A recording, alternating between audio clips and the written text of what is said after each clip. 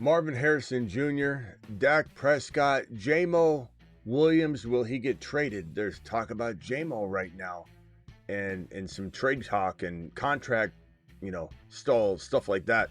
Shedeur Sanders, if he makes the team, him or Gabriel will be fighting for a job. We're hearing a bunch of that nonsense.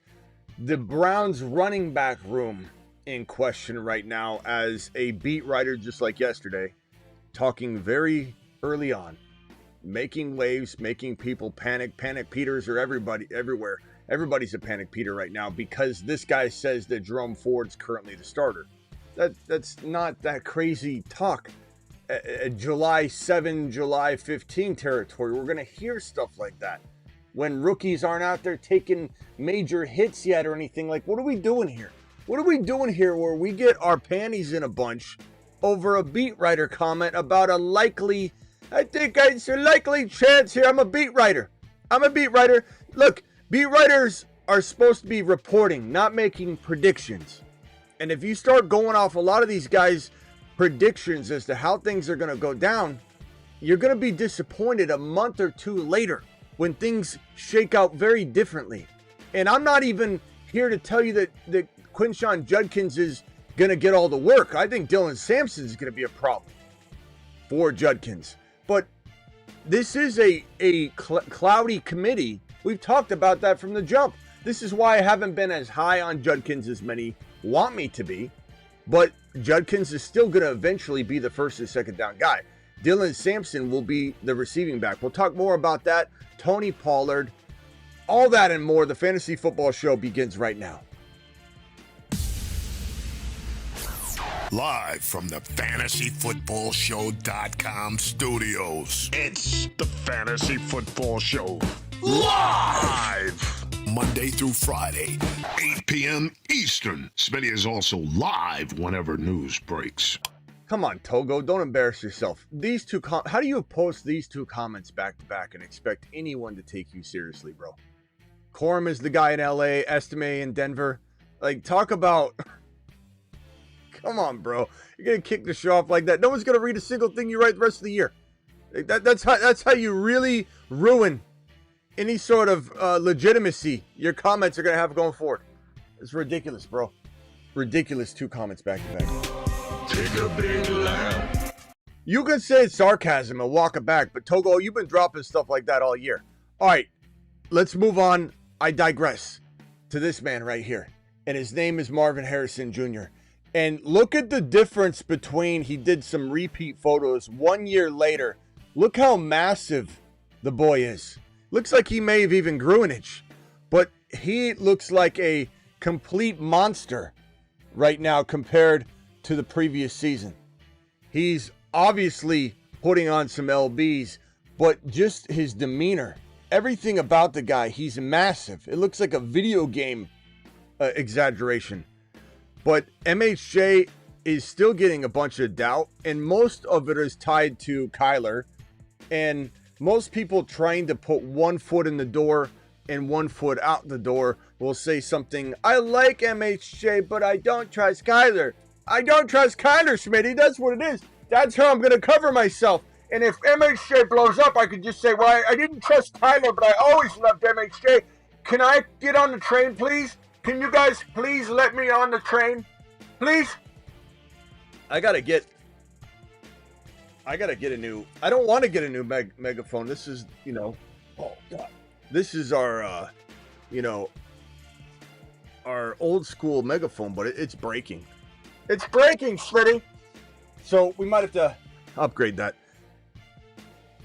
No one's saying Kyler is without fault. No one's saying you're trusting Kyler with your life.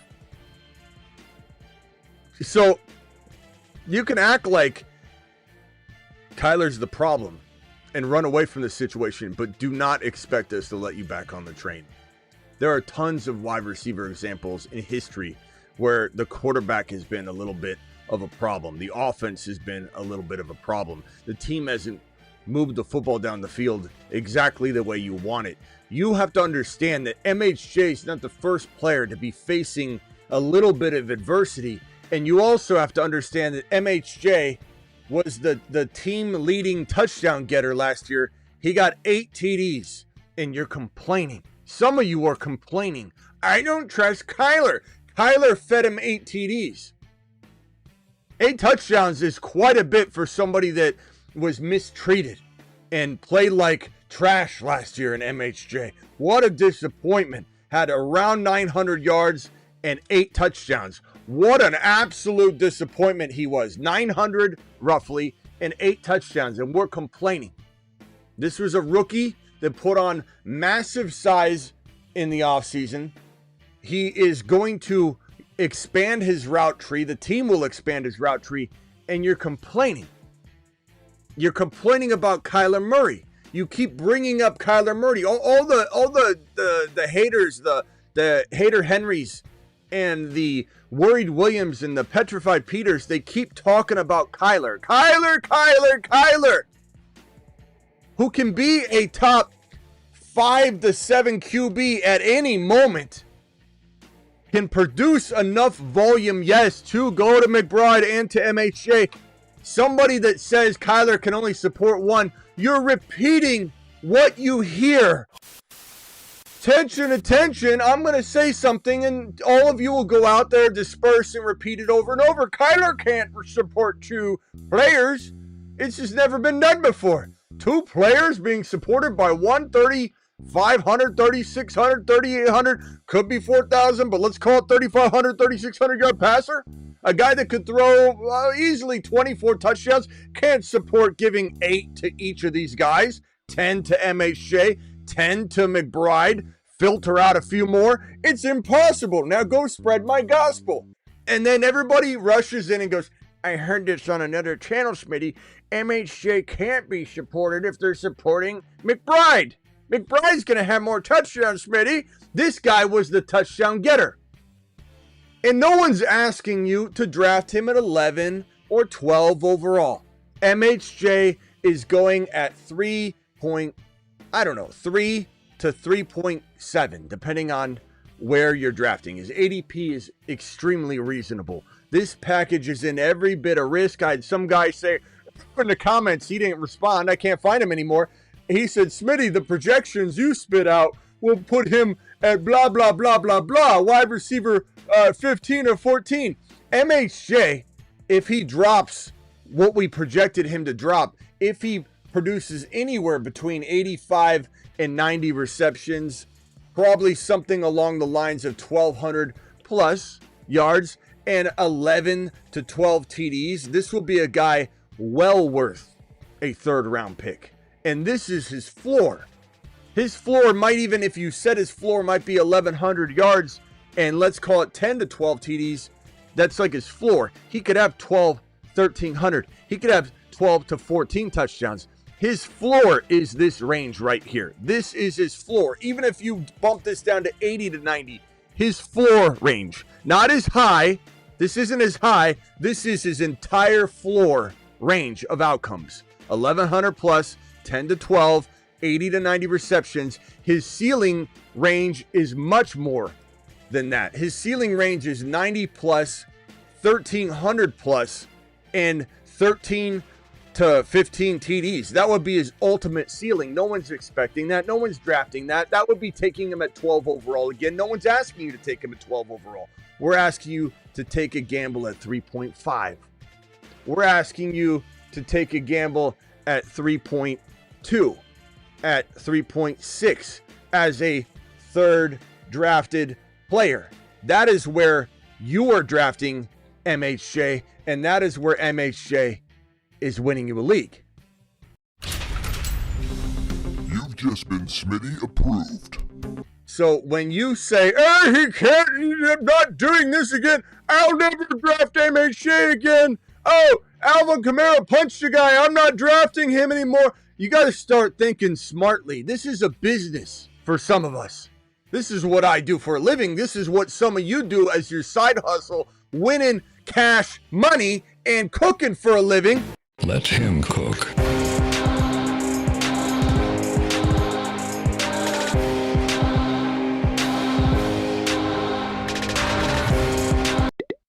Whoa, Krug, calm down, Krug.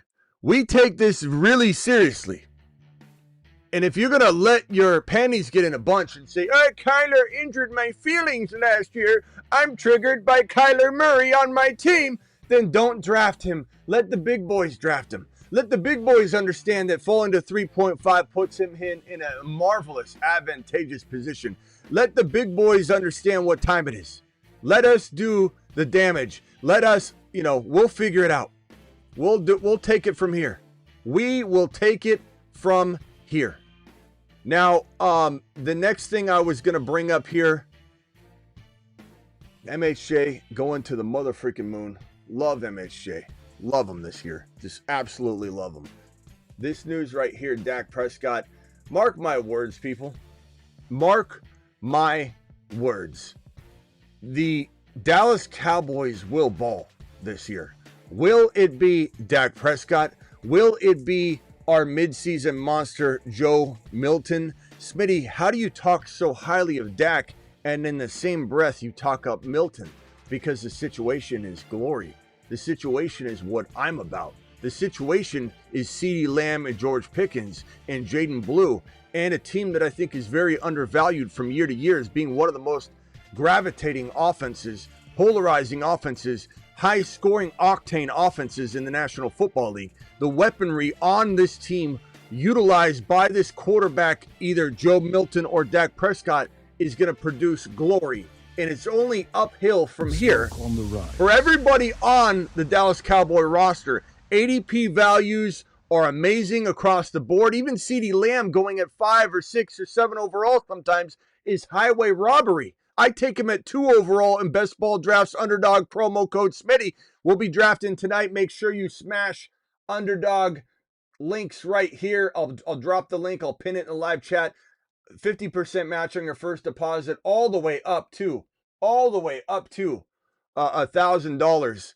So we will be smashing the ADP on Pickens. We'll be smashing the ADP on even Dak.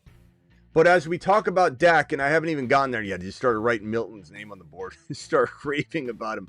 Dak Prescott hamstring. Remember, he shut it down last year with the hamstring. Said he's fully healthy going into Cowboys training camp.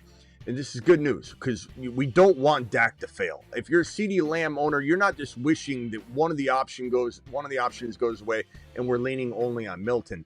Milton's a safety valve, a safety mechanism, a sleeping giant, a super flex like secret weapon that could go absolute silent, then nuclear with the snap of a finger. Love Milton, love Milrow. Milrow and Milton sounds like a law firm. These two are two players in Superflex you want to have on your roster, sitting there, marinating, simmering, waiting to wake up like the Kraken himself, ready to win leagues. Milton can do that in a Superflex, but you're not wishing upon it because you do love what Dak can offer Lamb. You do love the what do I know, what do I see, what is in front of me, what do I know is proven. Proven is Dak throwing to Lamb.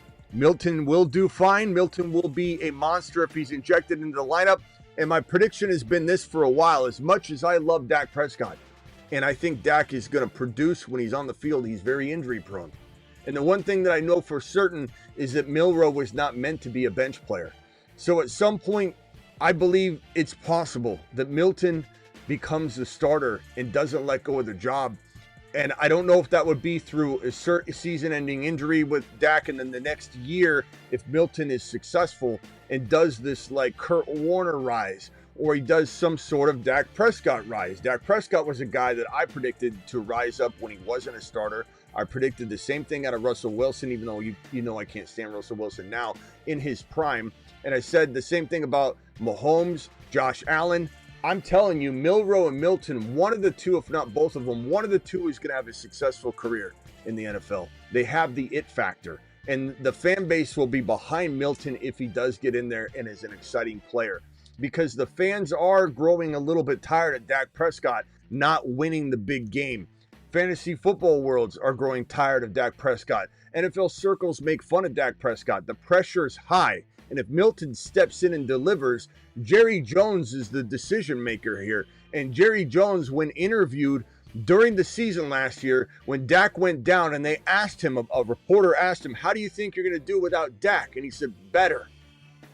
We'll probably do better without Dak. He's not real happy with Dak. And he may have given him the bag. He kind of had to. But I'm telling you, Jerry is susceptible to making a weird and bold call if push comes to shove. And he's been wanting to weasel out of Dak Prescott in that situation for a while. But there's been no better option. Now they've got Joe Milton. The Patriots knew what time it was on draft day, drafting Joe Milton. Then the Patriots punted away an opportunity to have a sleeping giant marinating on the bench. And they gave him away for almost less than they paid for. It was crazy. And his value was climbing and climbing. I love Milton. Milton's a star. Milton is everything we wanted Anthony Richardson to be. Milton is everything that we've wanted a lot of quarterbacks to be. And this is potentially Milton and Milroe together. Again, and associates. Milton and Milroe and associates. One of these two giants is going to rise, maybe both of them. And the fan bases will be clamoring for the new novelty of an athletic, multi-skilled quarterback that can not only gunsling, cannon. Milton's got a cannon. Milroe's got a cannon. Both these guys got cannons attached to their shoulder, and they can also run the ball. They're two very athletic quarterbacks. Milton is one of the most athletic quarterbacks in the National Football League. You just don't know it yet. A lot of people don't want to believe in it. People have an aversion to things they don't know yet, things that haven't happened yet. Show me and let me see it before I believe in it. Those are the I don't believe you Ians. They can't stand the unknown. They can't stand the unknown. You know who can stand the unknown? This man right here. You've just been Smitty approved.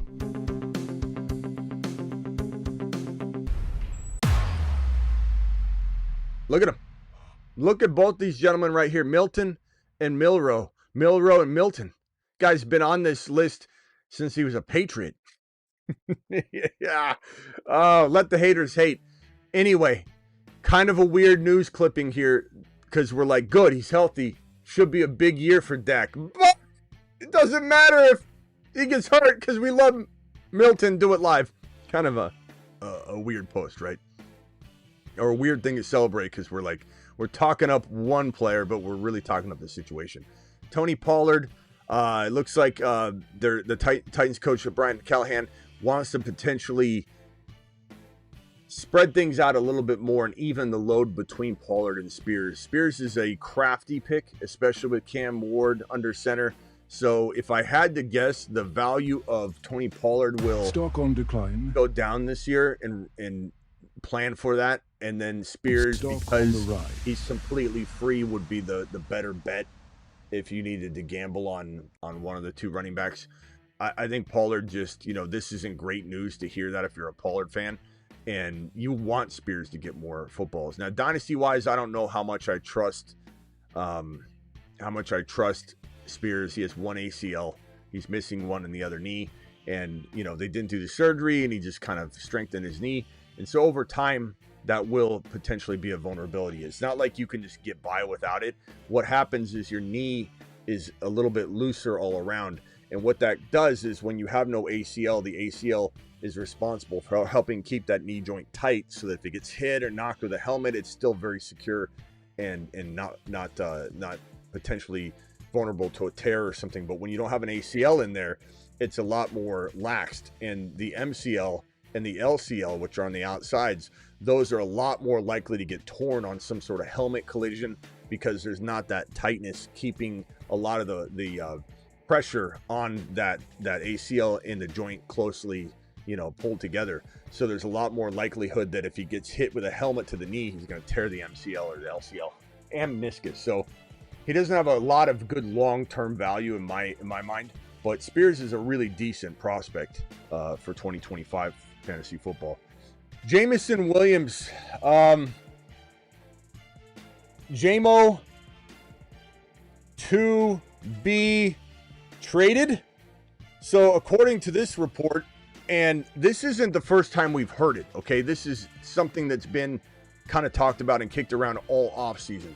And again, we got to take all of these reports with a grain of salt. If we're going to take one with a grain of salt, we have to be fair and say everyone's throwing mud at the wall sometimes, especially on some of these locations that we're not going to name any names, but certain outlets, they just try and make waves and they want clicks and Jamo, but this is one that I believe to be true because we've heard it over and over and over.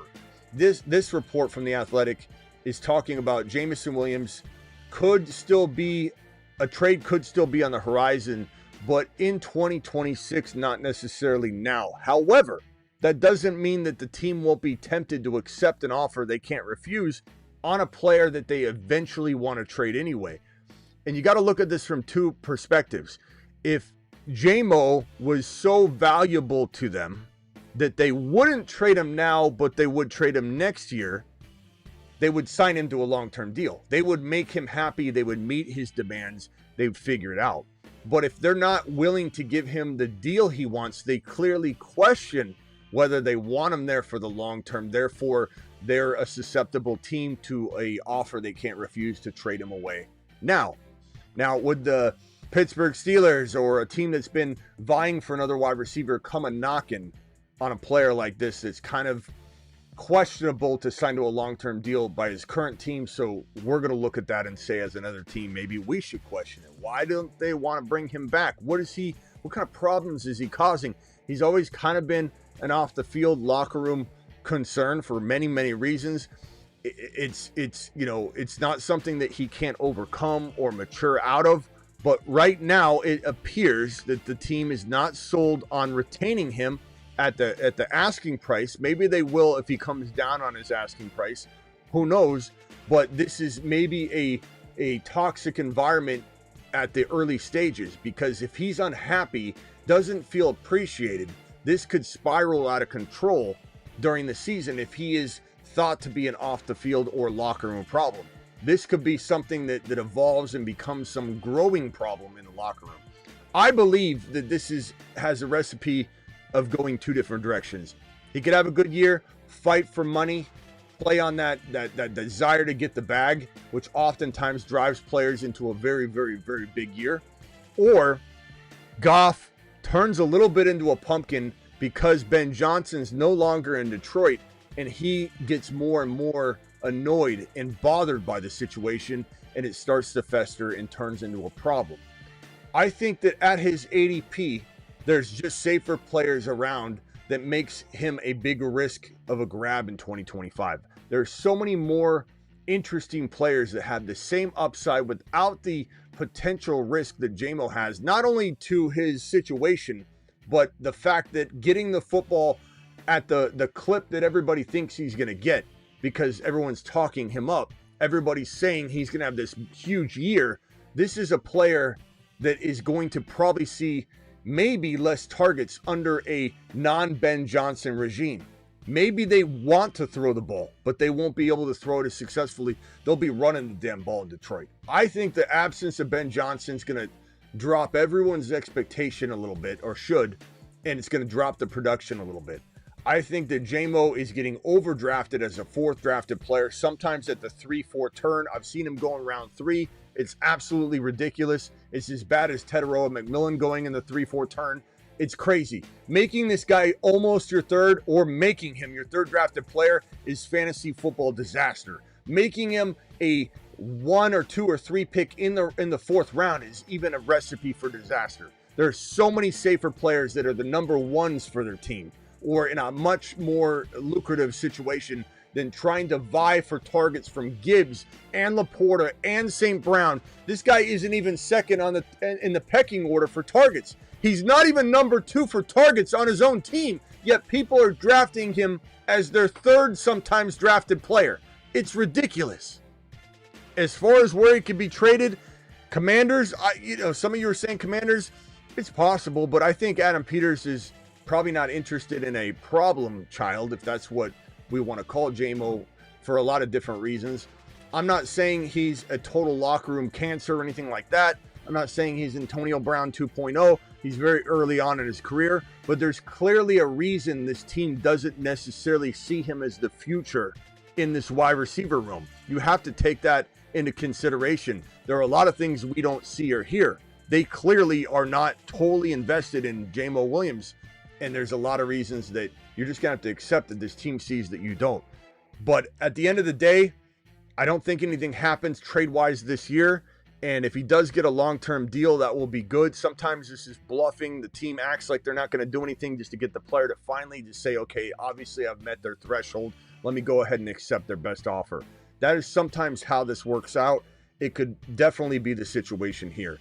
However, I think that if he enters this year without his contract and everybody starts expecting some huge monster, go get your bag, playing for money year, you might be extremely disappointed as you watch him beg for targets and he doesn't get as many as he wants and can't prove himself to earn the bag. Then he starts bickering, then he starts complaining, then the team starts having issues in the locker room. This is how this could go. It could go 100 different ways, but this is one that concerns me. Jamo Williams in trade discussion convos on news wires right now, like he was earlier in the offseason. Shedeur Sanders, this athletic reporter, is reporting that that Shedeur and Dillon Gabriel will potentially compete for the roster spot in training camp. How do you even say this with a straight face? How does somebody even write this? Put this on like paper or digitally put it in print that Shedeur's fighting with Dillon Gabriel for a starting job. It's one of the dumbest things I've ever heard. And if for any reason it was true, and it's not, it shouldn't be.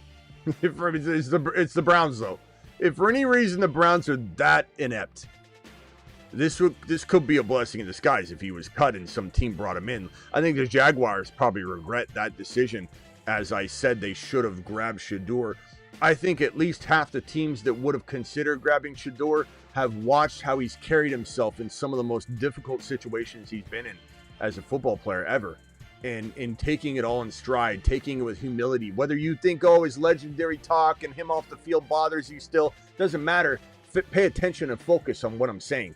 As a player that got passed over, he didn't complain, he didn't cry, he didn't get bitter. He said, put me to work, let me go earn it. And if he gets cut, a handful of teams are going to have taken notice as to how he's carried himself, and they will race to pick him up.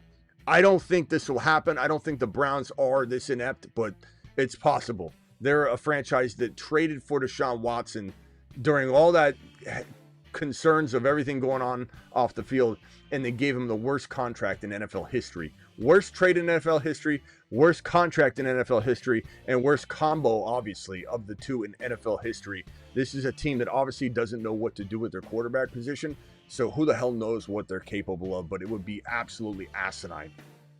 This report, Quinshon Judkins is the favorite in fantasy circles to be the number one running back in Cleveland. And I've been a big fan of Dylan Sampson. Pre-NFL draft, I had Sampson ranked well above Quinshon Judkins, and I still believe he's the better player, and it's not even close to me. Dylan Sampson's a remarkable player with a jump cut that you can't teach, an ability to navigate space, get extra yards, be slippery, be able to figure out a way to get to the 10-yard line from the 5 instead of getting dragged down at the 12. He just knows how to be slippery and get where he needs to get. He's an amazing pass catcher, and this team has already gone on record saying the sky's the limit for Dylan Sampson in terms of receiving the ball. He's been getting glowing reviews in the catching department phase of camp, and he's definitely a threat to be the third down back from the start. So Judkins, there's a reason why I'm always a little apprehensive of Judkins. But it's crazy when you see these reports and everybody gets their panties in a bunch. The Athletic is reporting that Jerome Ford is still the starter for now, and he does say for now, okay, and will still play and probably start early in the season. And that could even potentially be correct in week 1 in theory, in name. He could be starter in name. He could get 4 carries. He could start the game and get 4 carries. Like that happens too, where a player starts on the field and then they take him off. But if anybody thinks that you can judge this situation on July 7th and that a beat reporter or athletic reporter or Twitter writer or Twitter wannabe or anybody says, oh, according to me, I think that Ford's going to be the starter this year. You know, and it's not even what he's really saying. It's the way people are interpreting this. But remember, yesterday, I found this report. This report was floating around newswires. RJ is the likely starter. And then there's this report that I just found as well that says, hold on, let me find it. Is starter. This report, I just found this report right now too. Does that mean that I can post? It says, sorry, Red's in the middle of the way there. Red, you're in the way. You're in the way, Red. Red dropped his membership question. How do we feel about Mike Evans? We'll talk about that in a minute, Red. Judkins is the starter. I just found this report on Newswires as well. Does that make me right? Just because I reported on it? Everybody should start freaking out about that. Start freaking out. Smitty said Judkins is a starter. If this guy can say Ford's a starter, I can say Judkins is a starter. Why not? But anybody that gets their panties in a bunch on July 7 over a beat reporter that says he should be, Jerome Ford is the starter for now. He believes he's the starter for now. Read this again. Zach Jackson believes that Jerome Ford is the starter for now. The for now and the believe part. And people are running with it. I even saw someone in the live stream when it started. You can raise your hand if it was you. It says, Ford's the starter. You're like, what? Bro, what are you, a parrot? What are you, a damn parrot? What are we doing back there? Why are you repeating that kind of garbage? Hello. Are you a parrot? I mean, just because someone says it doesn't make it true. On another channel. He's a repeating Roger. I mean, Roger, you got to get a grip, bro. You got to get a grip. Part of what I do is shooting down stuff. Part of what I do is I'm here to report what other people are reporting, and then I shoot it down. And I'm shooting this one down. Who cares about July 7 estimations from guys that are what? Where's he at? He's in the kitchen writing this on a tablet? Or does he have a little lanyard and he's sitting on the far sideline and he's reporting? I don't know this guy from Adam. I don't know who he is. I'm not saying he's right or wrong or that you shouldn't trust him. I'm merely telling you who gives a shit about some reporter and his opinion on a running back room when no one's even taken hits yet. And people have been in shorts and shirts running around, and we have the likely starter is going to be J.K. Dobbins. I've said it. I found the report. I'm making the report right now. J.K. Dobbins is the likely starter. Why are we listening to garbage takes right now in July? Jerome Ford is a good player. No one's saying Jerome Ford won't be involved. No one's saying Jerome Ford can't start week 1. No one's saying that J.K. Dobbins can't start week 1. But no one's sitting here and saying what I'm saying right now, which is nobody knows right now. Anything can unfold, and if it does, so be it. It'll keep Judkins fresh. It'll keep Sampson fresh, whatever. J.K. Dobbins, probably not the starter right now, by the way, because his own coach said so. But let's pretend that he's lying to us. Sean Payton does not always tell the truth at the podium. Let's say he's lying and J.K. starts week 1 and he gets 60% of the work. R.J. Harvey was drafted for a reason. Let's say he gets 40% of the work in a worst case scenario. Guess who outperforms who? J.K. was he was the least efficient running back in the league last year. J.K. Dobbins was trash. Anybody that says different is they heard it from somebody and they're repeating it, and they haven't fact-checked it.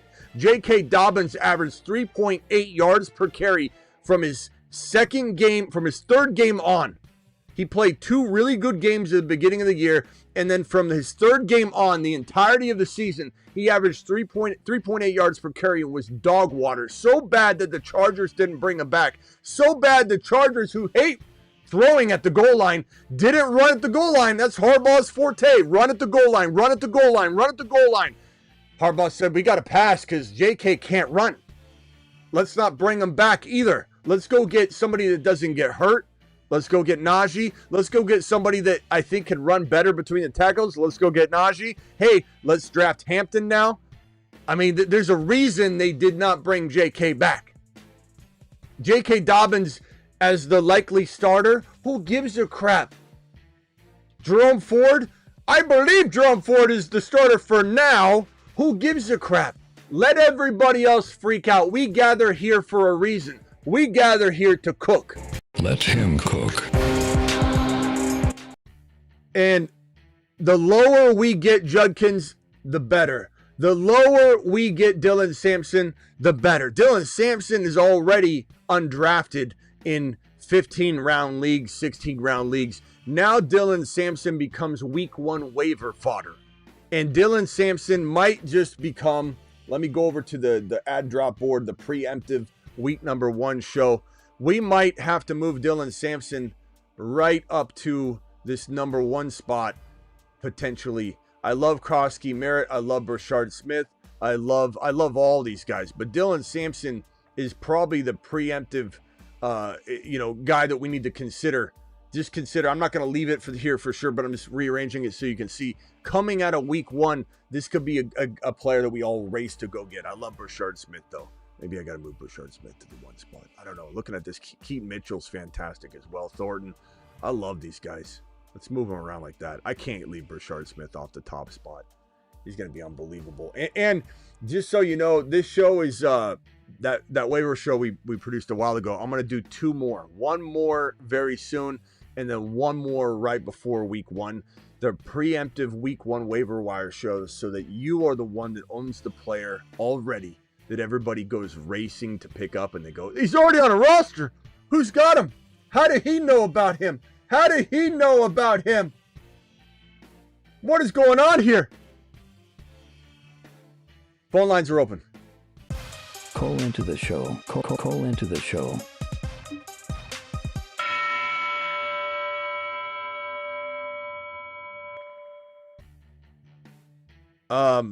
Yeah, take the moral of the story here, take advantage of all the overreactive Oscars. Go buy Harvey. Go buy Judkins. Go and buy Sampson, the briefcase, Samsonite.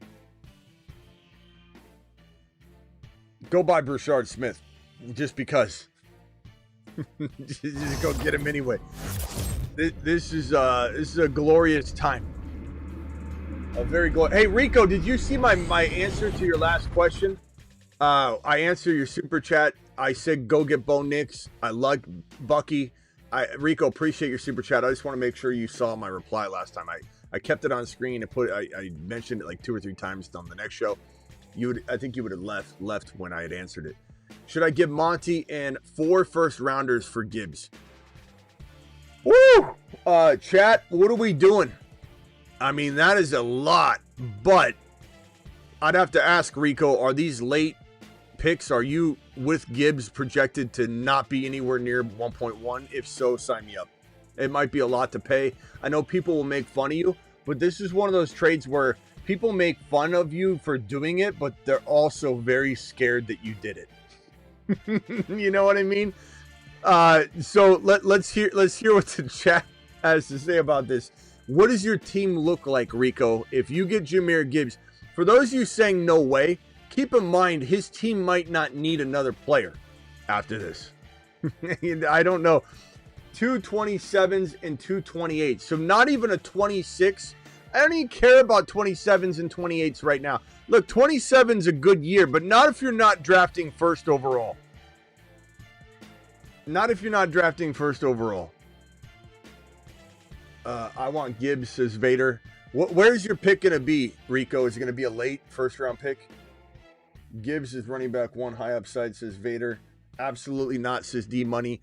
The lean here is too much by most everybody in here. But I want to hear your team, Rico. Rico, can you call up? Are you able to call up right now? Call into the show. Call into the show.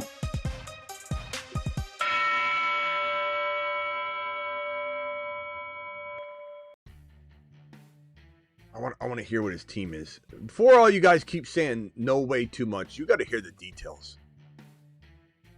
You got to make sure you're really listening to what his team is, what the lay of the land is. where his picks could be. If these are 1.11 and 1.12 picks and maybe 1 year it's a 1.08 and a 1.0, let's call it a 1.08. Let's say he has two 1.08s, middle of the pack. But he's got two late picks. Who cares about the? Is this Rico? Yes, sir. Rico, appreciate the super chats, young man. First of all, what is your projected finish? Like, if you had to guess, like, are you like going to be a high? Is this going to be a team that wins year over year? I'm definitely going to be in the top 3. Okay, let me merge this call. Red, hang tight real quickly. I'll help you in a second. Okay, so give me your roster, bro. You'd have Gibbs. Who else do you have on the roster already? All right, Trevor Lawrence, Bucky Irvin, Ashton Genty, BTJ, Malik Neighbors, Tyler Warren, J.K. Dobbins, Sam Darnold. Okay, you need a quarterback for sure. This is a 1 QB? 2 QB. Ah. So now that I have Gibbs, I might do what you told me and trade Bucky for that Bo. What do you think?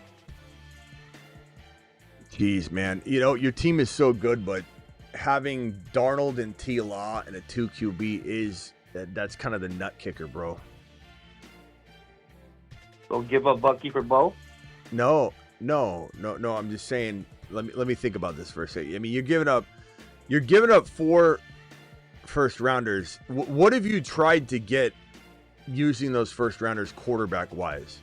Because in a 2 QB, Gibbs isn't the 1, 2, 3, or 4. You know, a JD5 is 1 overall. Josh Allen's 2 overall. How can we get you into a quarterback? How can we get you into a Bo Nix using some of those first rounders? I don't know in a super flex that this makes as much sense unless you can't get anything for those picks. I don't know. I like this move. I really do. But are you going to be able to turn, if you turned Bucky into Bo? Okay, this is what he wants to do, guys. He wants to get rid of Bucky for Bo Nix. So you get rid of Bucky, you'd have Bo Nix. Let me write this in order. You'd have Nix, T-Law, Gibbs. This would be his team. You'd have Nick. God, this is all sloppy. I'm sorry, bro. Hold on. Let me rewrite that. Nix, T, Law, Gibbs, Genty, Neighbors, BTJ. That's Tyler Warren. So Nix, T, Law. I don't know. It's a good team.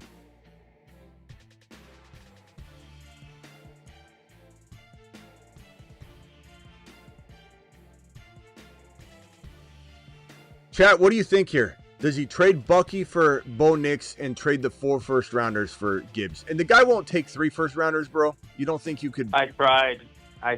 He said no way. You can't get another quarterback. You can't get anything. I tried for JD5 and he wants like 3 starters and 4 or 5 first. Can you give him 4 first for JD5? No, he said no. He wants 4 first and maybe 3 other starters. Oh, God. What other quarterbacks are in play here? Can you get a Fields or a Dak Prescott or a Penix Jr. or even like pick up Shedeur? Can you get potentially like a Milroe's not available or a Shedeur or something, right? Milton. I have Milroe on my taxi. Okay, you got Milroe. Damn it, man. This is so tough. I hate these trades because logically you want to say you want Gibbs. Logically you want to say keep Bucky over Bo Nix. But Bo Nix you're going to draft over Bucky every time in a super flex. It's just the way it is.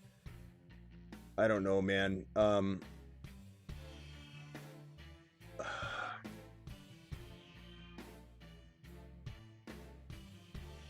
Guys, what do you think in the chat? What do you think he should do? Should he trade Bucky for Nix? That's a separate trade. Should he trade 4 first rounders for Gibbs? Should he do both of them? Should he do none of them? Neither of them. So guys, put your your heads together and let's vote on this one. If he doesn't do anything, his team is going to look like this. Bucky, T-Law, and what he wants to do is trade Bucky for Nix and trade 4 first-rounders for Gibbs. I don't really mind the Gibbs situation, to be honest with you. I know everybody else thinks it's crazy, but I think your team's good enough if you make one more move. What I'm kind of wondering if you can do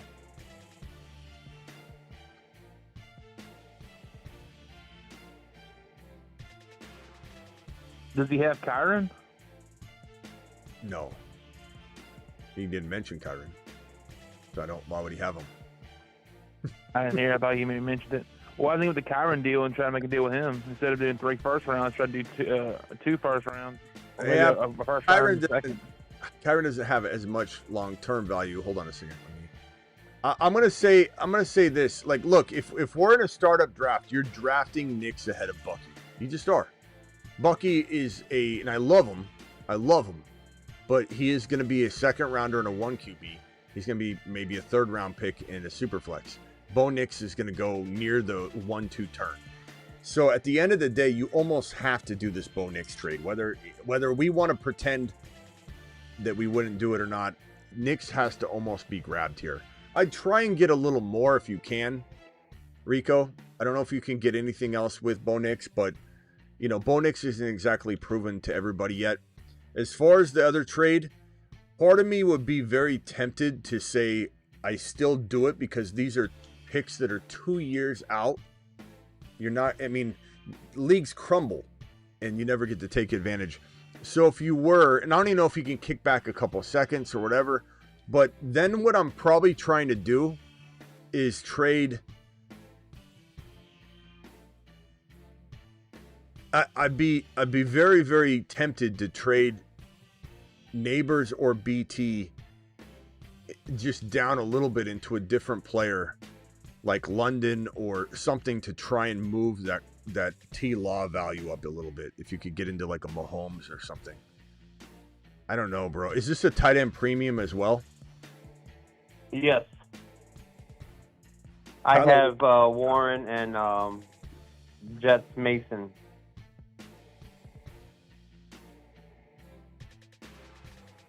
Hey, Smitty, can I input on this? Yeah, 1 second. I mean, you got Darnold and Milrow, so you're like kind of like covered there. I don't know that I love that, but like you technically could sit on this. You could play Milrow, Darnold, T-Law. I mean, you got 2. I have Shuck too. Yeah. I don't know, bro. This is tough. I'd be on the phone trying to water down Neighbors or BT into London, who I really, really like this year. Love London, bro. Love him. Oh. You could look into Rashee Rice. You could look into trying to water BT into a Hunter, and then see if you can upgrade T-Law into a Mahomes or a Bo Nix-like player. I'd be very, very tempted to try and go that route. But for me to sit here and act like I don't want Gibbs over 4, I know 4 first rounders a lot, but you're talking about not touching 2 of those for 2 years and then another year before you touch the other 2. Do you even know that the world will even exist at that point? I mean, AI could take us out by 2027. I mean, we really, I don't know. I don't think if, where did you finish last year, bro? 3rd.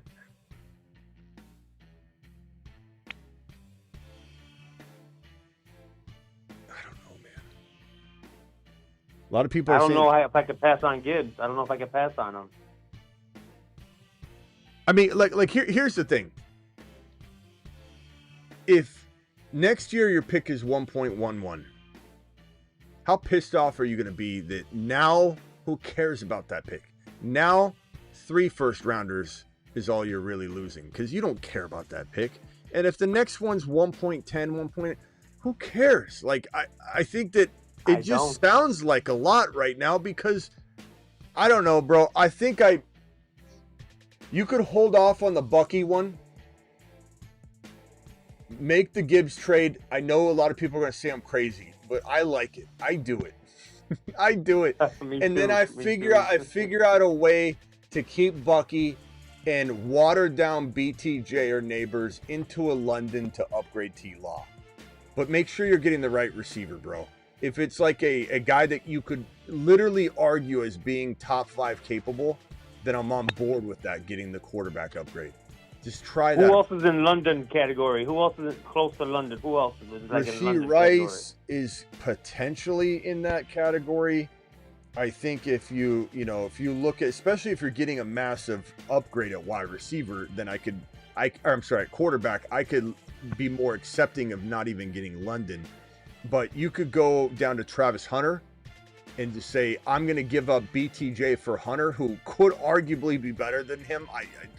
Crazy talk, sure, whatever. But if you could turn T-Law into, and I know that cuff sounds fun, the connection, but you could sell it like that or whatever. But BTJ and T-Law for Mahomes and Hunter, I'd smash that trade. Who does this is the last thing and I got to move on. Who's the Travis Hunter owner have at QB? Hold on 1 second. Okay, 1 second. He has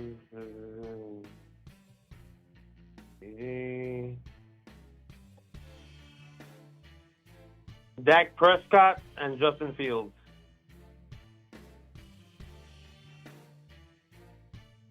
Yeah, I want a little bit more of it. I think I'm gonna do both for Bucky. Both for Bucky. What do you mean both for Bucky? Bo Nix for Bucky, and then just ride with Gibbs and Jency. I don't know. That's what I think I might do. And then I'll have Nix and T-Law. That's what I've written down here. It's a nice team. It's Yeah. definitely It's definitely not getting. It's definitely not getting you. You're not getting the. You're definitely gonna have a late pick. You're not getting rid of the 1.1 For sure. All right, bro. You're gonna have torn answers. You're gonna have torn answers on this one. You give it up. Go ahead. I think Red wanted to chime in. Red, you wanted to chime in? No, it was me. Subject or Oh, sorry, Big T. You wanted to chime in. Go ahead, Big T. Yeah, I'm gonna put a little bit of devil's advocate. I mean, have you exhausted all of your RB options outside of Gibbs? Like, have you seen what the price of A-Chan is? Have you seen what the price of Chase Brown is? Kyron Williams, Breece Hall, even? All of them, they were not interested in letting them go. Okay. Yeah, I mean, I can't. Look, depending on your depth. There are two depending people. on your depth. Two types of people in this Say that world. again. There are two types of people in this world. People that will give up 4 first-rounders for Gibbs and people that won't. That's the bottom line. We can pretend that this is like one side, like easily, you shouldn't do that or you should do that. There are people that are willing to ride that train, and Gibbs is certainly worth at least 2 or 3 of them. 4 is overkill, but I've seen leagues fold in 3 years really easily. Like the average league, and how long has this league been around? Yeah, that's a good question too. You think it's gonna last? 6 years. 6 years? Is it really, really solid? Yes, it's solid. It's solid. And we put money up, so everyone's focusing, taking care. If it's a stable league too, yeah, that's a. I don't know, bro. I don't know. This team right here, if he has this team right here, his picks will not be the 1.1, 1.2, 1.3. He's not. It's not. Unless he gets struck with injury, which could happen. But this is a really good team. Completely healthy, that team is winning. Completely healthy, that team is winning in 2027. But you have the chance, if 2 people get injured, in 2027, your entire team collapses. What does your depth look like? Do you have good depth too? On my bench, I have Jalen Wright, Isaac Guerrero, Jordan Mason, good, Cooper Kupp, Mooney, Mims. I like that. Got good depth, bro. Yeah, that's great depth actually. See what the price is of Travion Henderson. Have you explored that? No. Go try and see, go try and see what Henderson will cost. But would I give up the thing is, like, would I rather give up 4 first-rounders for Gibbs, or, like, is somebody going to give up 2 first-rounders or take 2 first-rounders for Henderson? Probably not. I've been in leagues where, like, you got to understand, somebody's not even giving up, they're not even considering 1 first-rounder for a player they took in the first round. And a lot of times people, they just, 1 extra first round is not doing it for them. They're building something. They can't afford the wait. And that's the lack of allure of first rounders, and why you have to sometimes give multiple and more than you want, because you're just basically saying, I'm going to wait 4 years. Like, that is a tough thing for this person to accept. He's going to wait it out 4 years to compete. He's going to shovel entry fees after entry fees and just wait for 4 years for his team to come together. So I don't know. I would exhaust all options before making that trade. Like, you can make that trade. Your team is good enough to make that trade. Absolutely. But bro, you got to be. And everyone's young. I'm not worried about the next 2 years draft. You also can't just say, I'm going to go exhaust everything, because this might not be there. You know, he might talk to somebody and they're like, bro, what are you going to do? Like 4 years of that? And then, like, it's a good value. Yeah, he's down for it now. I mean, you got to be careful. All right, got to go, bro. Appreciate you. Let me. Thank you, everybody. Yeah, Red, what can I do for you, Red? Sure. Then I'll go over to Big T. Hey, man. So, like I said earlier, was about Mike Evans. How you feel about Mike Evans this season?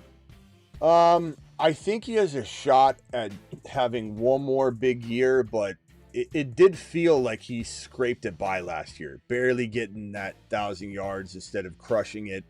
I really think he's such a unique individual that he's still going to play with size. He's still going to find a way to get, I think, his 1,000 yards if he's healthy. The question will be, does he stay healthy? Because your body breaks down.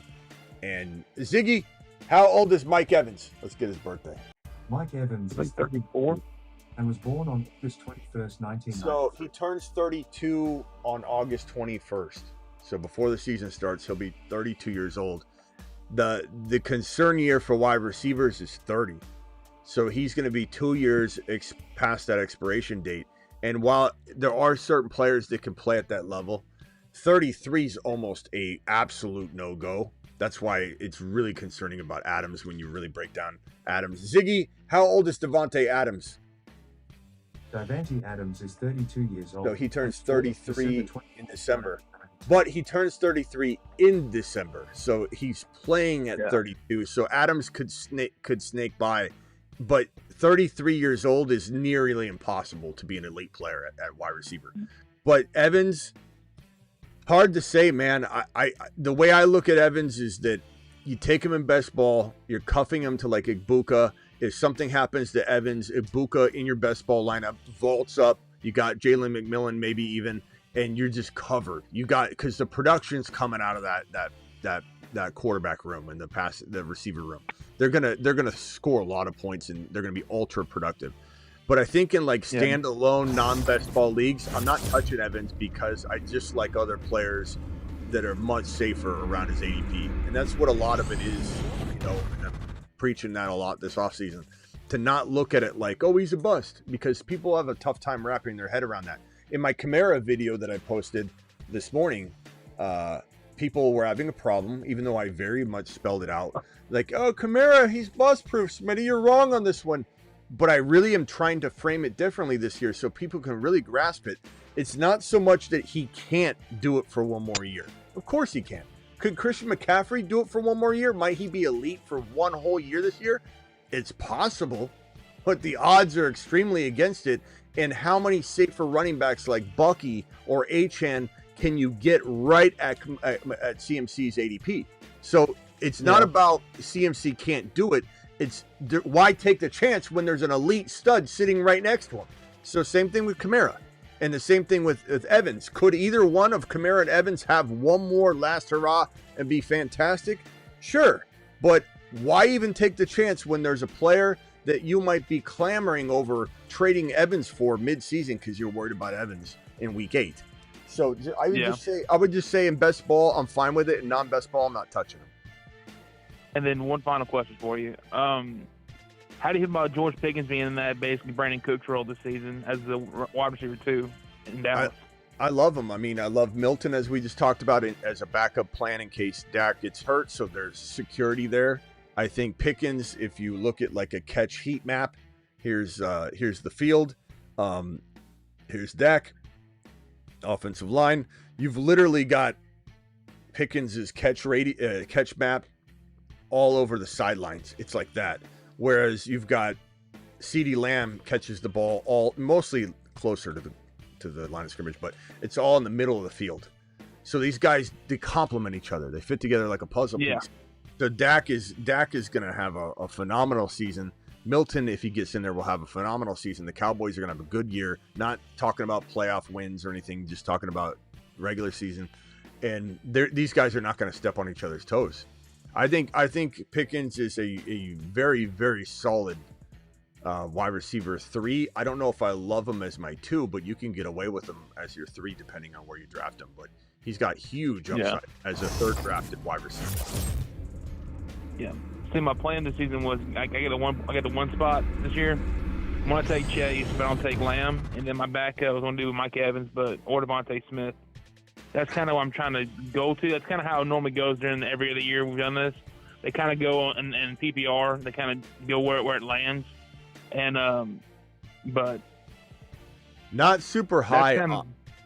I'm not super high on. Thank you, Rico, for your super chat, bro. Appreciate you. I'm not super high on who'd you just say? Devontae Smith and Mike Evans. Yeah, Devontae Smith. I don't know, man. I'm a little worried about Jalen Hurts this year.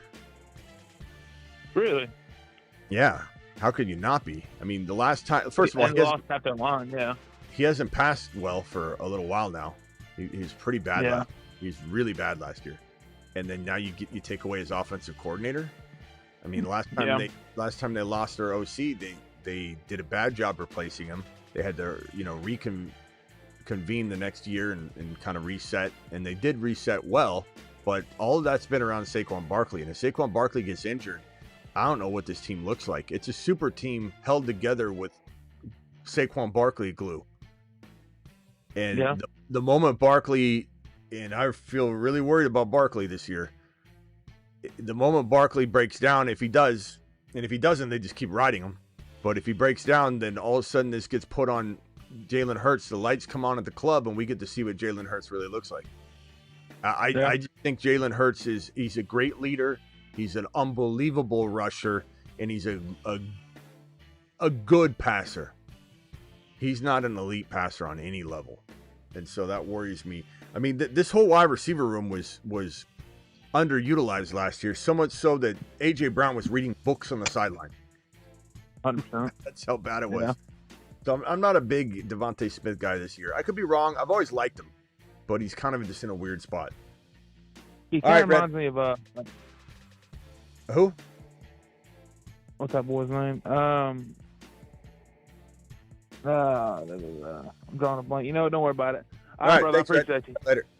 Big T, you're live. Hey, Smitty. I wanted to ask you, would you take T-Mac over the wide receiver 2 group, of Devontae Smith, Zay Flowers, Jordan Addison, Jalen Waddle, that kind of group?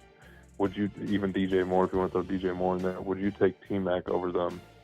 See, now you're talking my language, where T-Mac, Tetaroa McMillan, by the way. We had a big Ron Navy T-Mac renaming moment yesterday, where we were talking about McLaurin, and somebody asked a Ted McMillan question, so we started talking T-Mac, and he's like, I would definitely take T-Mac, and he starts renaming McLaurin T-Mac, and we were talking about 2 different players for 5 minutes. Oh, boy. Ted McMillan. That's why I call him Ted McMillan.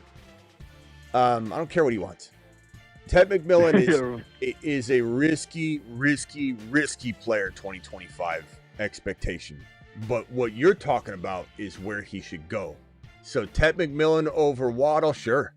Ted McMillan over Zay Flowers. I like Zay Flowers a little bit, but Lamar doesn't produce top 20 wide receivers, so why we even...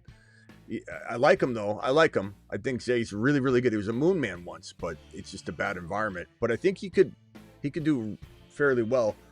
I like him in best ball more. I'd say Ted McMillan there, sure. That's fine. I'm fine with that. I'm just hoping that's where he should be going. But I have bad news for you, bro. You're never going to see Ted McMillan around those guys. You're going to see Ted McMillan in the 3-4 turn. That's where he's going.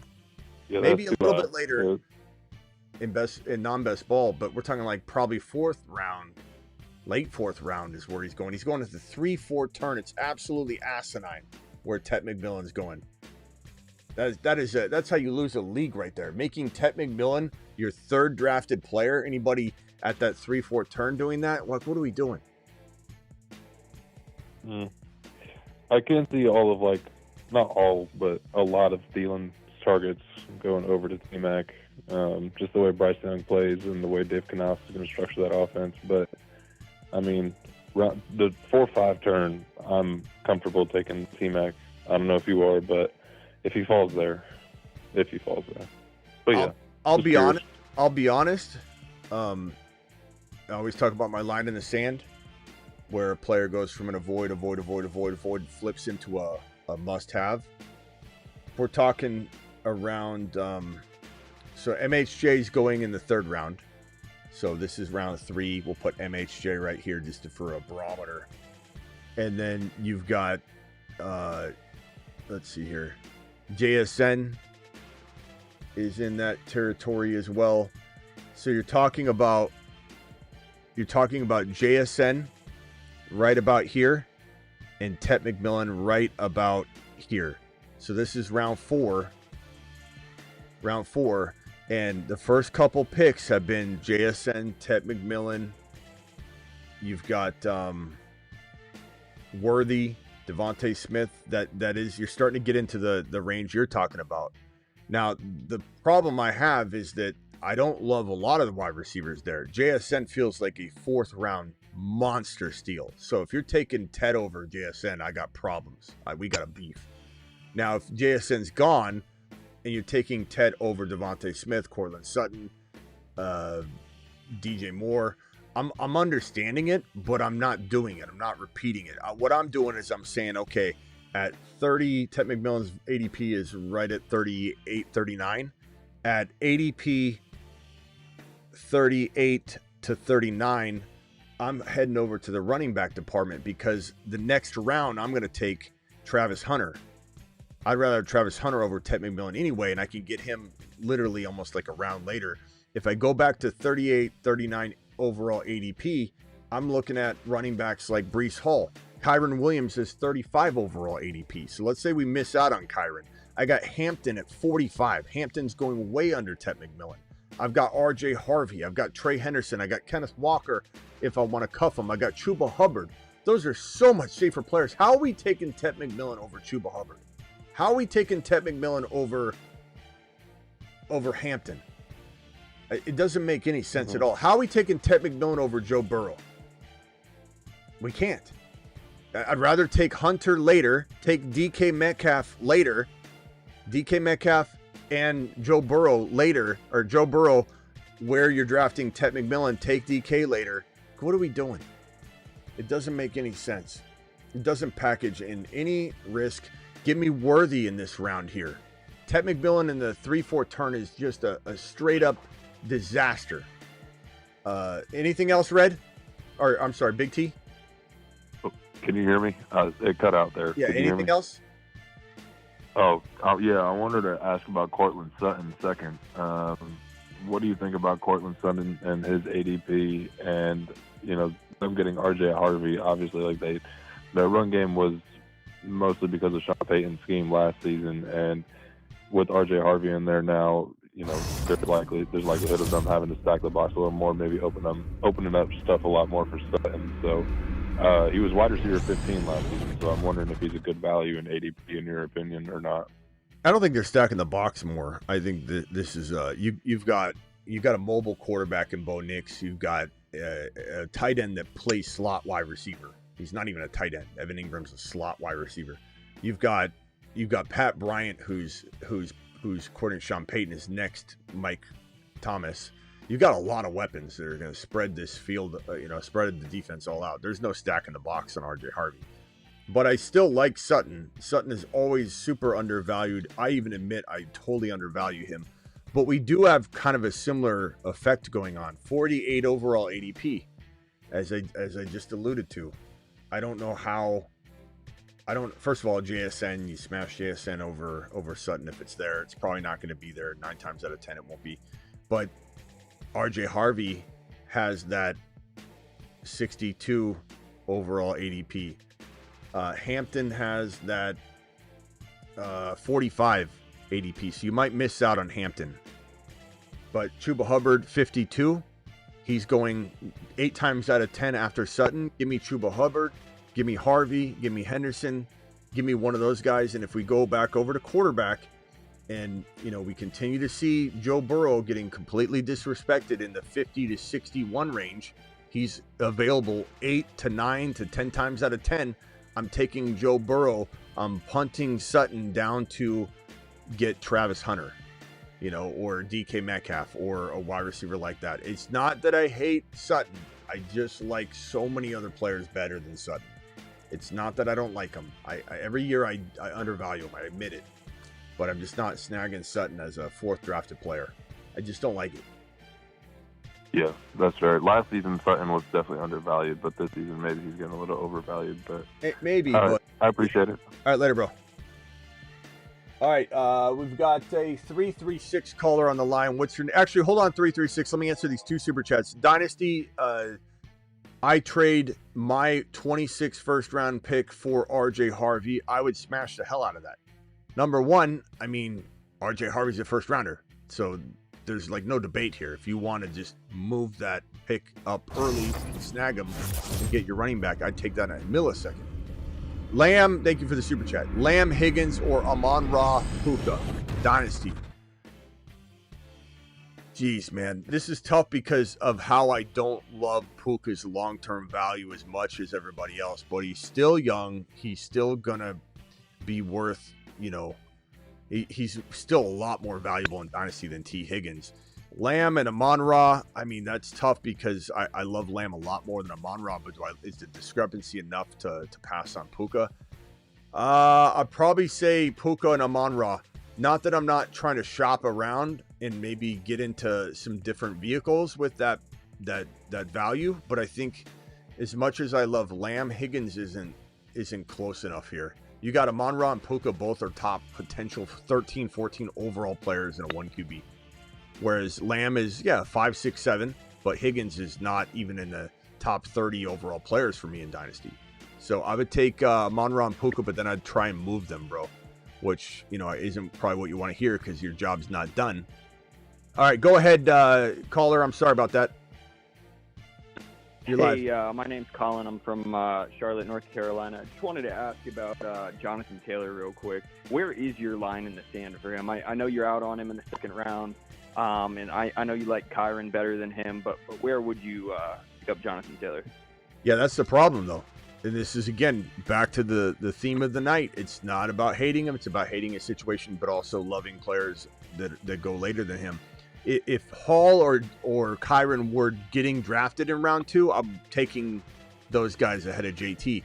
But it's a trick question because Kyron goes in 3, Hall goes in 3, 4, Hampton goes in 4.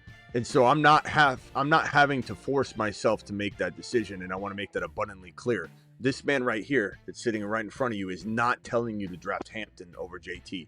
This man right here is not telling you to draft Hall or Kyron over JT. I'm not saying that at all.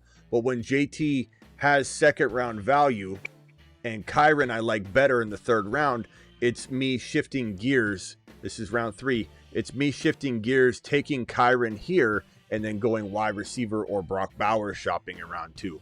So my line in the sand, to be honest, and again, I'm not drafting these guys. It's all about manipulating the ADP.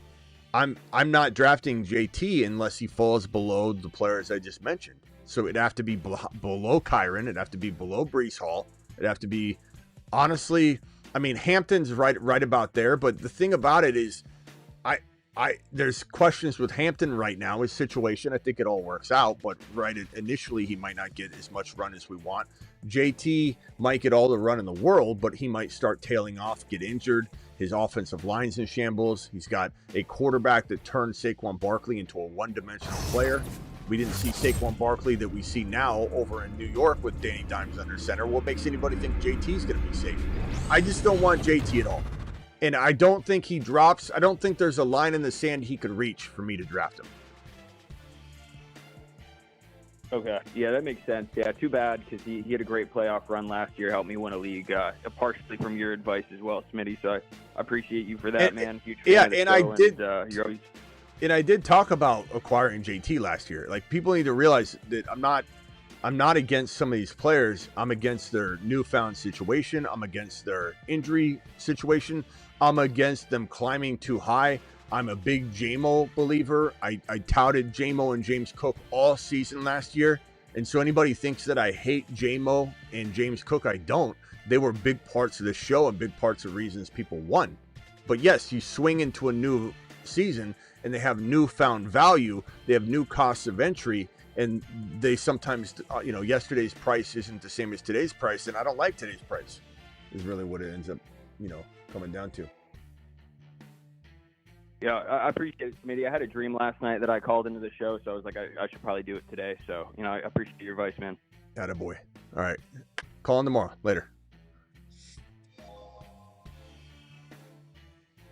I've heard that before. People have dreams they're on the show. Harvey is the Broncos guy. They raced to the podium to draft him, says BBQ. JK is a Jag to offload some carries, keep Harvey fresh. Harvey is going to get the scheme design plays, not JK. BBQ knows what time it is. And even if BBQ, this doesn't go that way, initially, it doesn't matter. Week 7 is the week that Jahmyr Gibbs was first used, and he was a top 10 running back. He could have been top 3 or 4 if they had used him earlier. So no one's happy that they didn't use him until week 7. But week 7 would, and I think Harvey gets used in week 1. It's just, does he get 40% of the work and JK does get 60%, or whatever divide if you want to give McLaughlin some or estimate? It's possible. JK could get this, but he breaks on this and he doesn't perform on this. This guy on 40% work is going to start impressing. He could have 1 touchdown and 65 yards his first game and have 40%, 30% of the work. And then the next game, they're like, well, let's give it to the playmaker. And he scores again. And it doesn't even matter. He could be ultra efficient on 40%, earn the starting job, then start getting 60 to 70% of the work and start crushing it. There's so many ways to look at it. But all I know is Harvey has a round 5 ADP right now. Harvey. And Harvey can win you a league at round 5. This, I believe, based on all of the hatred and repeating Rodgers and everything, we're going toward round 6. Harvey in round 6 is like taking candy from a baby. So get ready for it. Rockout says the hate for the Commanders getting out of hand with the guy on NFL Network. He has Commanders going 7-10. I'll give you a hint. He's a biased Bears fan. Oh, yeah. Commanders. Yeah. Look, what's funny about the Commanders hate is it's all off the back of springboarding off of the doubt that people were wrong about. So anybody that was like, JD5's too small, he's going to get hurt. They watch him blow up, and now they're like, how can I predict something else? And then if it happens, I'll be justified. I can go back in time and say, see, I wasn't that far off, right? So now it's sophomore slump. Oh, why? It's the buzzword of the day, the buzz phrase of the day, sophomore slump. I heard about it. That's what CJ Stroud suffered from. So JD5's got to be that, right? People are watching film on JD5 now, right? They know him. They know his tendencies. No. JD5 watches film on you. You don't watch JD5 film. He watches defensive film, and he knows where everyone's going, what they're thinking. He's so intelligent. He watches the VR. He plays everything through VR to get extra work. He doesn't just use VR. He uses VR to scheme against other defenses, to know what their tendencies are, to look at cornerbacks, their tells, how to attack this, how to attack that. You think you're watching JD5? He's watching you. And this sophomore slump stuff is just a cry for help from people that got it all wrong, and they're begging for a lifeline. They're begging for a JD5 lifeline. I want JD5 to be bad so that I can be right. Yeah, well, good luck with that. Phone lines are open. A few more calls. We'll be back tonight, too. Call into the show. Call into the show.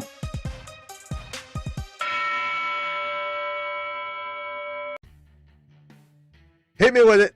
Dial in, dial in, dial in. There's only 1-5. There are 2 5s? KD5? AR5? There can't be. Oh, no. They're gonna cross streams.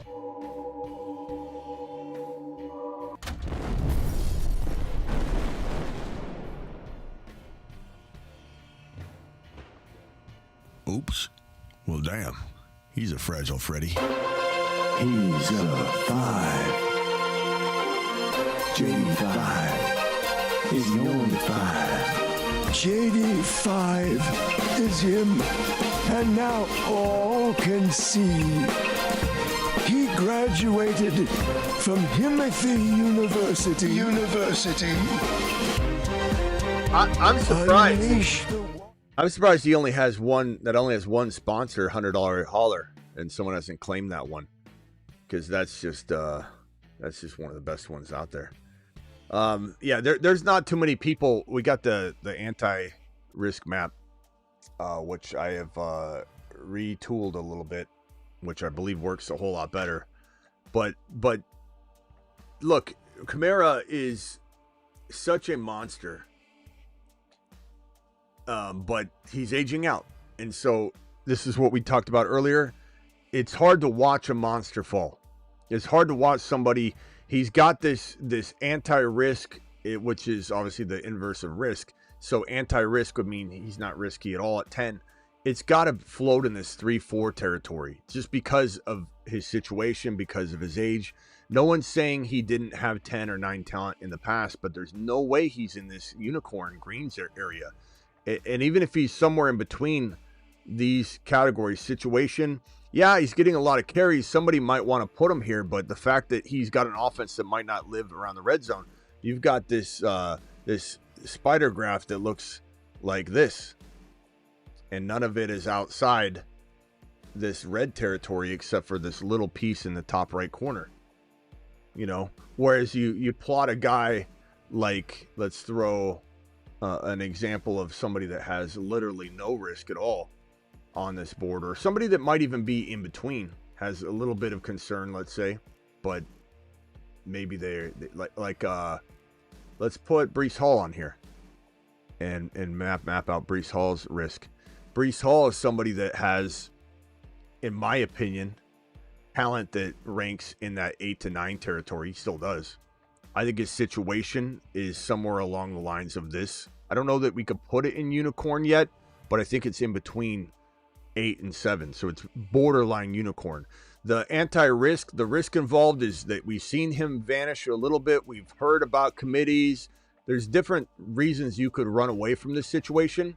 So if we put him on the verge of being in a kind of a risky situation, let's just say because of the committee talk, because of injuries in the past, because we don't know exactly how much work he'll get, or Fields will tap into his potential, TD volume. I think he's going to do well. Fields checked down more than any quarterback in the NFL last year, even though a repeating Roger is going to tell you that Fields doesn't check down to his quarterback. No, he was number 1 in the league last year. I know he only played 6 games, but if you look at per game, he was number 1 in checking down to the running back. And the fact that he's never had a pass catcher like Breece Hall, you don't think he's going to throw the ball to him all day long. But let's just say he's got a little bit of risk for that. This guy has a spider map that is very, very nicely outside that red territory for a majority of all of it. I love Breece Hall. The risk is worth it because of that talent and situation. The problem is when somebody's got, they're almost redlined on all 3 of these and he's still believing. That's why Kamara chalks up to such a risk, because he's got tons of talent, but it's failing. It's going down. Every game that Kamara plays, he's going to be lesser and lesser and lesser. And just like Joe Mixon, he could start off hot in weeks 1, 2, 3, 4, and especially these guys like Kamara and Mixon that have been so good, they can recharge their battery for weeks 1, 2, 3, 4, 5, 6, 7. And then because they're 29, 30 years old, they're going to fall off the face of the earth. The battery will run out, and you'll be left empty-handed in week 10, 11, 12, or week 13, 14, 15, 16, 17, whatever the case may be. Christian McCaffrey, you think Christian McCaffrey, even if he starts off hot, doesn't walk into double-digit weeks with some of the biggest risk in football? Doesn't matter if he plays good for 2 straight months. Everybody's going to be like, told you McCaffrey's back. All the McCaffrey haters. And then he's going to fall flat on his face in double-digit weeks. It's just very unlikely that the gas doesn't run out in the tank of some of these older players that have injury concerns. Michael, you're live. Hey, what's going on, Smitty? What's up? Hey, speaking of Breece Hall, I've been thinking about this trade that I had in my inbox. So I wanted to get your opinion on it. It's my CD Lamb in the 26th second for Breece Hall and Marvin Harrison Jr. in Dynasty. All right, hold on. Let me write that one down because that one. Read it to me again. Read the whole trade again. Lamb, or it is. Yep, CD Lamb in a 26th second for MHJ and Breece Hall. Lamb in a second for MHJ and Hall. I feel like I should just smash accept, but I don't know, you know? And does this help you win a league? Are you winning a league this year? My roster's ready to go. I have Bijan, Derrick Henry, Bucky Irving, Rashee Rice. Yeah. God, I love Lamb, but bro, I still believe in MHJ. And even if he's a little bit lesser than we think and we're disappointed on what? 1,000 yards and 10 TDs, and he's not Lamb, but you get Hall. The chat is looking. Chat, vote on this one. Cap says Hall side. Joel says Lamb side. Remember, this is Dynasty, right? So it's Dynasty. Yeah. Read your team off one more time. Bijan Robinson, Derrick Henry, CD Lamb, Devonta Smith, TJ Hawkinson, Bucky Irving, Rashee Rice, DJ Moore. And then at quarterback, I got Trevor and Justin Fields. So you're starting Hall and MHJ, and you're not putting anybody significant on the bench. I would probably put DJ Moore to the bench, I would say, right? That's fine. But you're not. I just want to make sure your flex spots aren't having you. Yeah, they're not having you put somebody on the bench. Yeah. No. So let me read out Lamb side, Hall side, MHJ, Hall side, MHJ side, MHJ side, Lamb side, MHJ side, Lamb side, Lamb side. Oh. Hall side.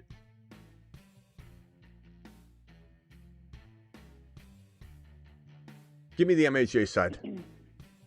Yeah, I was leaning that too. I feel like there's too much upside with Breece as well. I like it.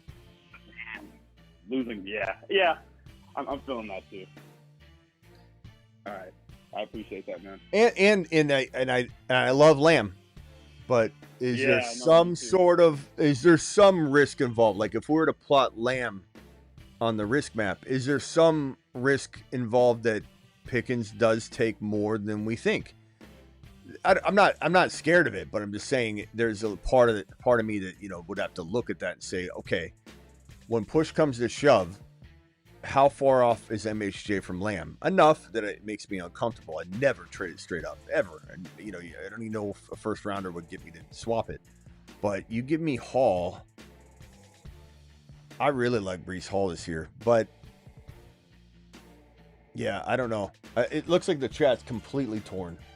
I think they're leaning MHJ by a hair, but you're going to get different opinions on something like this. All right, anything else? I also have Justin Fields for what it's worth. I don't know if that'd be an interesting stat. And non-best ball, no, doesn't mean anything. Yeah, okay. Nah, that's pretty much it, man. All right, I bro. appreciate you guys in the chat. Yeah. All right, later.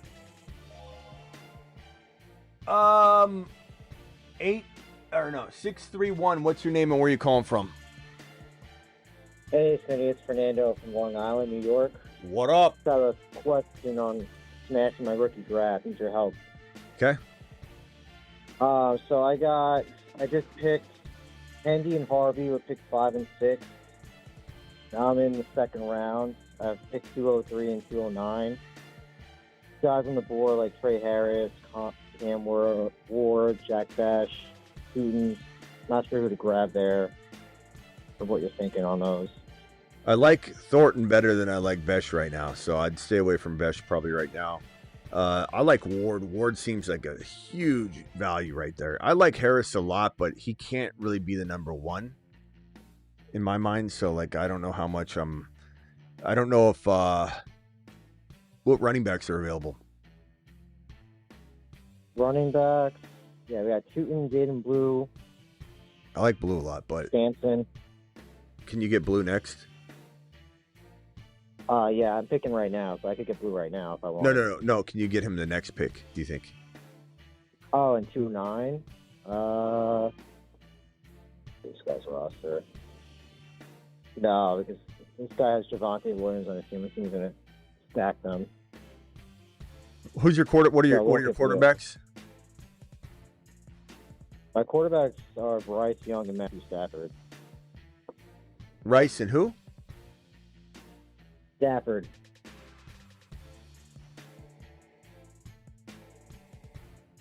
And I'm sorry, who's your first one? You said Stafford, and who are you saying? Bryce Young. Oh, Bryce Young. I was like, Rice. Why do you keep saying Rice? Okay. So Young and Stafford. Bro, you need Cam Ward bad.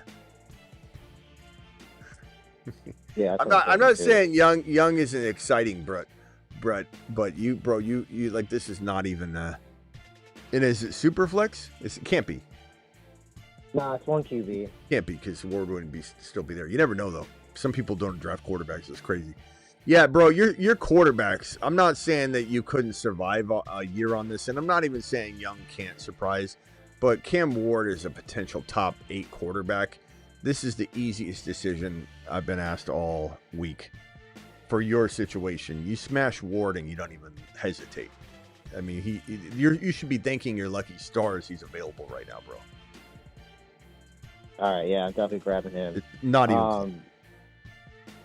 The 209, it looks like I'll probably have like Ferguson, Pat Bryant, or Sampson. Who would you go there?